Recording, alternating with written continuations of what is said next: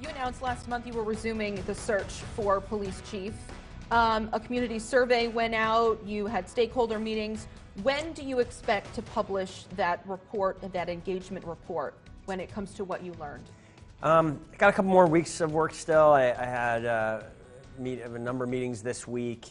The survey is still live and open to people, and Okay. will be for some time still. Middle of the month is when we're shooting to publish this report, to really be explicit about what we've heard from the community, what we're looking for in the next chief. We'll post the job description around that period as well. And my hope is that we are in position to have, we're also assembling a search committee that will help kind of sort through the applications that we get, identify a group of individuals to interview, and then narrow down some finalists. My hope is that we're in position to announce a new chief in August or September of this year. So it's going to be, it's a process that I think it's really important to get it right. It's important to involve many different stakeholders in it, but that's the timeline we're on. Do you have applications?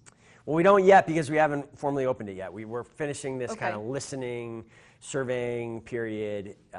Sometime in the middle of the month, we will be formally opening the position, posting it, and accepting applications at that time. What you've seen from community feedback so far, are there certain criteria that you definitely want to be part of that job description?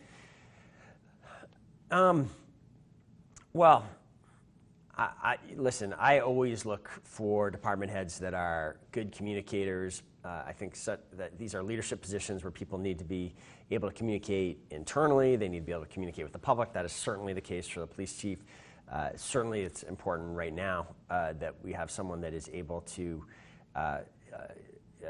engage and listen to and be heard by that range of by the full range of stakeholders, internal and external, the full public essentially. So that will certainly be on the list. Listen, I mean, we are clearly at a moment where this country, similarly, but even more so than the last time I was looking for a permanent police chief, we are trying to figure out a new way of, a new consensus, as I've said many times, about policing in this community. We are looking for the public safety in the future to be different than what that has looked like and meant in the past. And certainly this next chief will need to understand that we are searching for that new consensus and be someone who can help us forge it. The details matter there, and it's been a really interesting part of these sessions to hear people help me sort of fill in the details of what that means. And so I'll have more to say on that when this report is out, but certainly that will be part of the job. Will Acting Chief John Miro be considered? I hope so. I've explicitly encouraged him to apply. He's looking, and I think he's considering it. He wants to see the job description and understand what the result of this listening period has been. But I think he's really served this community admirably during this incredibly challenging period.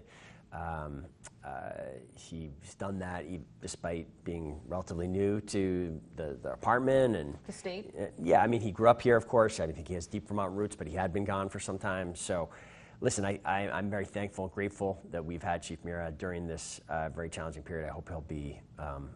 I hope he'll put his name in for consideration. I understand that Burlington wants to add students and young people when it comes to some city boards and commissions. Will that police search committee be one of them? Yeah, I think so, Lauren. I would like to find a way to have some younger people involved in that. So we're still forming that committee, but I think that is, yes, consistent with this recent resolution, and really, which is a resolution that kind of builds on a long tradition of involving young people in decision making here. I think, particularly given the challenges that we have right now, where we're looking for, having young voices on that search committee will be important. And in other places, when it comes to boards, commissions, where do you think their voices will be important as well? Listen, I think you can see it on the city council already with some of the younger members. I think the generation that is in their teens and early 20s right now is very focused on the climate emergency, is very focused on racial justice and racial equity.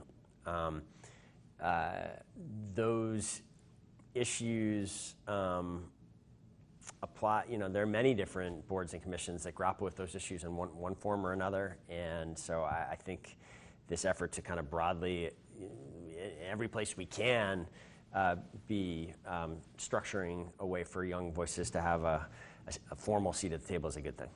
Okay. Brian Pine will now lead CETO. You announced just recently, but this also means a special election then will need to be held for a Ward 3 seat. That's Are we right. looking at August for that? That's right. The date will be August 17th is the last Tuesday. Basically the way this system works is when there is a vacancy, the city has to conduct a special election within 90 days. And since this was a unexpected vacancy, I think it's actually one of my decision when within that 90-day period it will be. We're going to give people the full length of time up until that final Tuesday. So yes, August 17th will be the date. It will, like all elections, there will be early voting by mail, and so really for those first 2+ weeks of August, people will be able to vote. And actually, I guess actually going into the end of July even.